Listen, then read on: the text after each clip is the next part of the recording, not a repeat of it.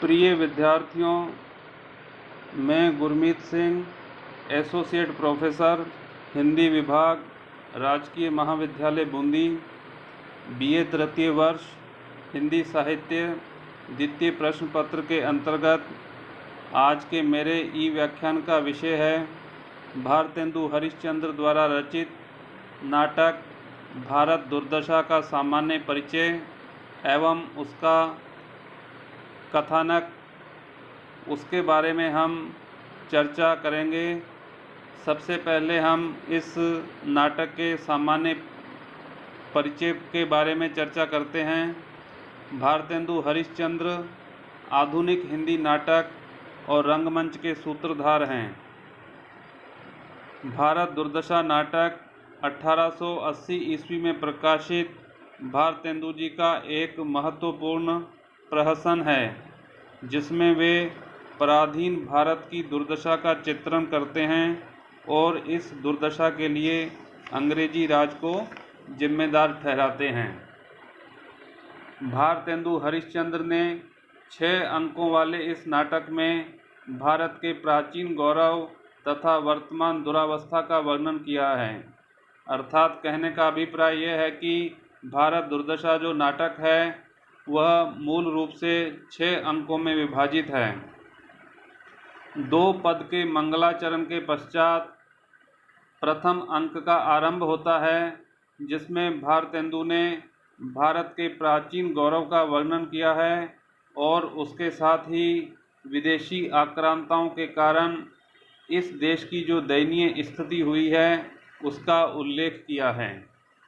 द्वितीय अंक में भारत स्वयं अपनी दीन दशा सुनाता है और बेहोश हो जाता है, किंतु उसी समय वहाँ पर आशा प्रकट होती है, जो कि एक पात्र है, वह उसके प्राण बचा लेती है। तृतीय अंक में भारतेंदु भारत की दुर्दशा के लिए जिम्मेदार आपसी फूट, वैमनस्य, अपव्यय, संतोषी वृत्ति, स्वार्थपरता जैसी शक्तियों का उल्लेख करते हैं। वे मानते हैं कि इन शक्तियों ने भारत को धन, बल और विद्या से शून्य कर दिया है। यही भारत के सर्वनाश का कारण है। चतुर्थ अंक में भारत दुर्दैव जो इसका पात्र है, भारत के निश्चित नाश का उपक्रम करता है, अर्थात प्रयास करता है। 5वें अंक में एक सभापति, एक बंगाली, एक मराठी, एक संपादक, एक कवि और 2 देशवासी 7 लोग इस देश के बचाव के उपाय पर चिंतन करते हैं, मनन करते हैं, किंतु डिसलॉयल्टी उन्हें इंग्लिश पॉलिसी नामक एक्ट की हाकिमेच्छा नामक धारा में गिरफ्तार कर ले जाती है।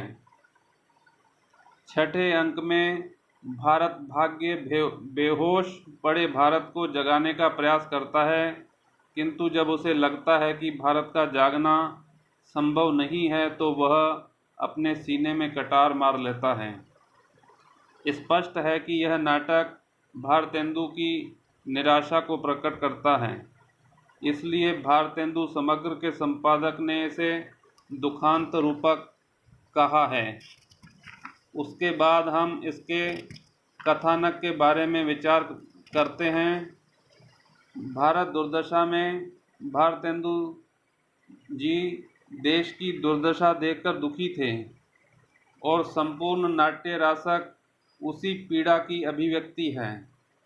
अतः भारत दुर्दशा का मंगलाचरण भी उसी भावना से ओतप्रोत है। उसमें कलियुग की समाप्ति और सतयुग की स्थापना की मंगल भावना व्यक्त की गई है। वह कहते हैं, जय सतयुग थापन करन, नासन मलेच्छ अचार, कठिन धार तरवार कर, कृष्ण कलिक अवतार। इसके बाद कथानक में प्रथम अंक आरंभ होता है।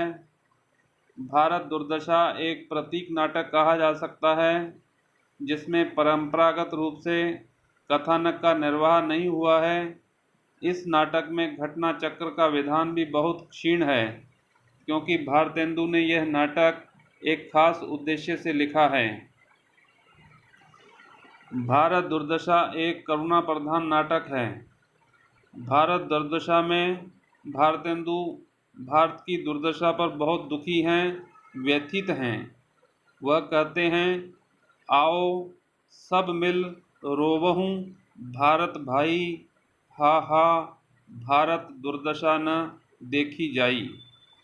एक तो यह है यहाँ पर कि वह सोच रहे हैं जब रोना एक संगठनकारी माध्यम बन सकता है, यानी मिलकर रोना।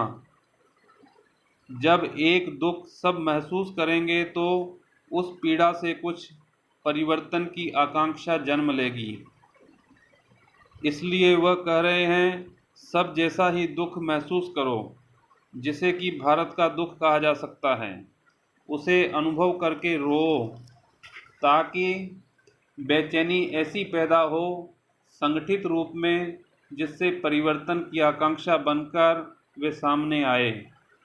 यह तो एक रूप हुआ, पर बाद में उनको जैसे इसका कथानक विकसित होता है उनको लगा होगा कि रोना ही रोना क्या बात हुई, स्थितियों पर हंसा भी जाए, क्योंकि स्थितियों पर हंसाकर और हंसकर भी हम प्रतिकार की एक मुद्रा अख्तियार कर सकते हैं। इसलिए भारत दुर्दशा के कथानक में वैसी नाटकीयता भी नहीं है जैसी अंधेर नगरी के कथानक में है। भारत दुर्दशा नाटक भारतेंदु प्रतीकात्मक ढंग से उन शक्तियों को उजागर कर रहे हैं जो भारत की दयनीय स्थिति के लिए उत्तरदायी हैं। इस नाटक का अंत भी कारुणिक है क्योंकि भारत अचेत अवस्था में है तथा भारत भाग्य के जगाने पर भी वह जग नहीं पाता। वस्तुतः भारत दुर्दशा नाटक में अतीत और वर्तमान का संघर्ष चलता है। अतीत अत्यंत गौरवमय है जबकि वर्तमान बहुत दयनीय है। इस संघर्ष का एहसास नाटक के अंत तक बना रहता है। भारत भाग्य, जो इसका एक मुख्य पात्र है, भारत को फिर उठाने की चेष्टा करके उपाय निष्फल होने पर रोकर कहता है, हाँ, भारतवर्ष को ऐसी मोह निद्रा ने घेरा है कि अब इसके उठने की आशा नहीं। सच है, जो जानबूझकर सोता है उसे कौन जगा सकेगा। हाँ देव, तेरे विचित्र चरित्र हैं। जो कल राज करता था वह आज जूते में टांका उधार लगवाता है। कल जो हाथी पर सवार फिरते थे आज नंगे पांव वन वन की धूल उड़ाते फिरते हैं। कल जिनके घर लड़के लड़कियों के कोलाहल से कान नहीं दिया जाता था आज उनका नाम लेवा और पानी देवा कोई नहीं बचा। और कल जो घर अन्न धन पूत लक्ष्मी हर तरह से भरे पूरे थे आज उन घरों में तूने दिया जलाने वाला भी नहीं छोड़ा। हाँ, जिस भारतवर्ष का सिर व्यास, वाल्मीकि, कालिदास, पाणिनि, बाणभट्ट प्रभृति कवियों के नाम मात्र से अब भी सारे संसार में ऊंचा है, उस भारत की यह दुर्दशा। जिस भारतवर्ष के राजा चंद्रगुप्त और अशोक का शासन रोम से रूस तक माना जाता था, उस भारत की यह दुर्दशा। जिस भारत में राम, युधिष्ठिर, नल, हरिश्चंद्र इत्यादि पवित्र चरित्र के लोग हो गए हैं, उनकी यह दशा। हाय भारत भैया उठो, देखो विद्या का सूर्य पश्चिम से उदय हुआ चला आता है। अर्थात पाश्चात्य सभ्यता और संस्कृति हावी हो गई है। अब सोने का समय नहीं है। अंग्रेज का राज्य पाकर भी न जगे तो कब जागोगे। मूर्खों के प्रचंड शासन के दिन गए। अब राजा ने प्रजा का स्वत्व पहचाना। विद्या की चर्चा फैल चली। सबको सब कुछ कहने सुनने का अधिकार मिला। देश विदेश से नई विद्या और कारीगरी आई। तुमको उस पर भी वही सीधी बातें, भांग के गोले, ग्राम गीत, वही बाल विवाह, भूत प्रेत की पूजा, जन्म पत्री की विधि, वही थोड़े में संतोष, गप हाँकने में प्रीति और सत्यानाशी चालें। हाय, अब भी भारत की यह दुर्दशा। अरे अब क्या चिता पर संभलेगा। भारत भाई उठो, देखो अब दुख नहीं सहा जाता। अरे कब तक बेसुध रहोगे। उठो, देखो तुम्हारी संतानों का नाश हो गया। छिन्न भिन्न होकर सब नरक की यातना भोगते हैं, उस पर भी नहीं चेतते। हाय, मुझसे तो अब यह दशा नहीं देखी जाती। प्यारे जागो। वह भारत की नाड़ी देखकर कहता है, हाय, इसे तो बड़ा ही ज्वर चढ़ा है, किसी तरह होश में नहीं आता। हाँ भारत, तेरी क्या दशा हो गई। हे करुणा सागर, भगवान इधर भी दृष्टि कर। वह भगवान की पुकार करता है। हे भगवती राजराजेश्वरी, इसका हाथ पकड़ो। अरे कोई नहीं जो इस समय अवलंब दे, सहारा दे। हाँ, अब मैं जी के क्या करूँगा। जब भारत जैसा मेरा मित्र इस दुर्दशा में पड़ा है और उसका उद्धार नहीं कर सकता, तो मेरे जीने का क्या अधिकार है। जिस भारत का मेरे साथ अब तक इतना संबंध था, उसकी ऐसी दशा देखकर भी मैं जीता रहूं तो बड़ा कृतघ्न हूँ। रोने लगता है। हाँ विधाता, तुझे यही करना था। छी छी, इतना कलेव्य क्यों। बस अब धैर्य। कमर से कटार निकालकर, भाई भारत, मैं तुम्हारे ऋण से छूटता हूँ। मुझसे वीरों का कर्म नहीं हो सकता। इसी से कातर की भांति प्राण देकर ऋण होता हूँ।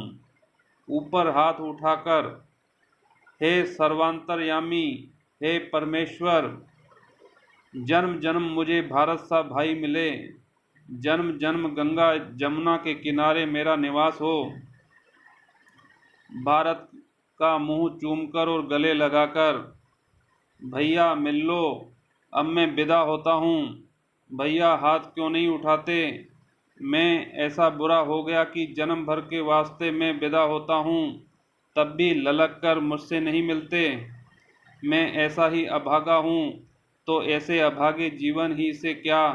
बस यह लो। उसके बाद वह कटार का छाती में आघात करता है और साथ ही जवनी का पतन होता है, अर्थात पर्दा गिर जाता है।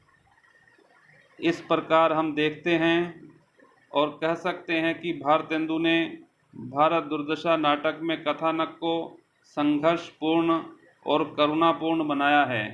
इसका प्रारंभ से लेकर विकास और अंत अत्यंत कारुणिक है। यह एक प्रकार से कहा जाए तो रंगमंच की दृष्टि से भी यह सफल नाटक कहा जा सकता है।